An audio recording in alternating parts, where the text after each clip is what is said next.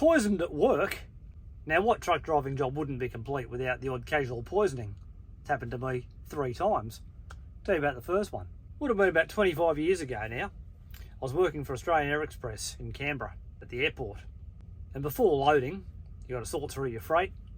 And one very important step had been missed. There was a section of the shed dedicated to dangerous goods. Anything of a dangerous goods nature always went into that spot. You sorted through your freight and then you went and checked the DG's area to see if there's anything relevant to you.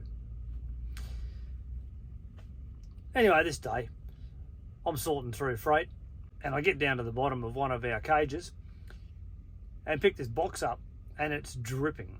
Box is damp and it's dripping. So I've picked the thing up and I've turned to my mate Bob and said, "This doesn't look real good." And he goes, "I think you'd better go and get the supervisor." And I've gone, yeah. And I turned around to walk off with the box and he goes, no, put it down there and then go and get the supervisor. I'm thinking, yeah, why? He goes, turn the box round.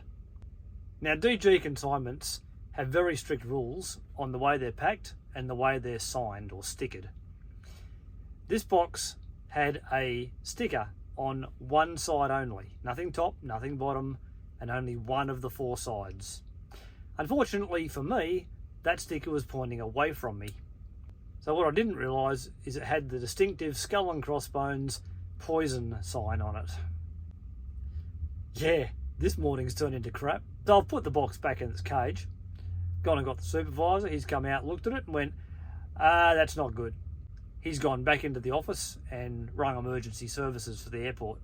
So next thing you know, all doors up, everybody out of the building, and we've got hazmat, fire brigade, police, ambulance, the whole lot turning up. Yeah, shut the airport down. No flights in or out, shut the airport down, everybody out of the building, evacuated, and they start setting up this contraption over in the car park. So I'm being treated by one of the fire brigade paramedics. And they've worked out by this stage what the contents of the box actually are. It was a consignment for the John Curtin School of Medical Research at the ANU. I can't remember what the actual chemical was called, but his next words had me worried. He goes, "Did you touch it?" I said, "Yeah, I picked the box up."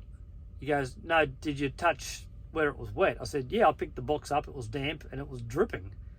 And he goes, "Oh, that's not good." I've gone, "Why is that not good?" He said, "Oh, it's ingestible through the skin, this particular chemical. It's a real nasty one. It's ingestible through the skin. So if you've touched it, that's not a good thing." I said, "Oh, okay, righto. So, what's the prognosis?" He goes, "Well, it's usually fatal." That was a concern. Yeah. So anyway, 6 of us got carted off to the Canberra hospital, the old Woden Valley Hospital. I had a night in hospital. The others, I think, were released later that afternoon. They kept me in for observation. I had a little bit of breathing difficulty and very sort of stinging, scratched sensation in my eyes. Thankfully, that didn't leave lasting issues. Plenty of blood tests later and lots of observation, and they let me out. So what had happened was, of course, it hadn't been spotted by the porters. They'd just chucked it in a cage because they didn't realise it was DG's. Everything else had been piled on top, and of course the weight of other boxes and crates and cartons and things had just crushed the packaging and broken the consignment to the point that it was leaking everywhere.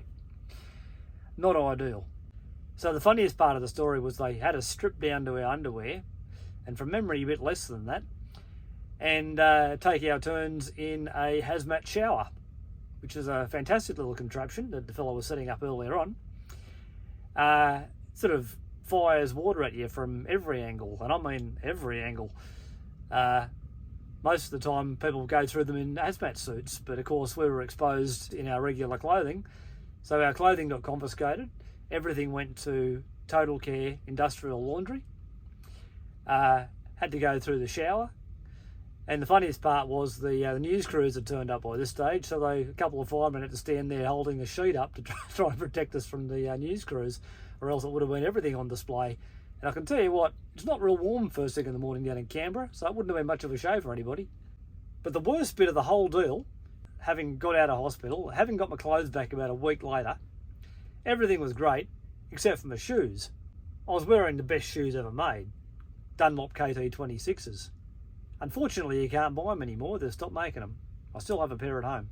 This particular pair had shrunk because I put it through the industrial washing and then the industrial dryer, and the whole top section of the shoe had shrunk, and the sole was its regular length, so the sole was bent like a banana because the top of the shoe just didn't fit. It was about 2 sizes too small.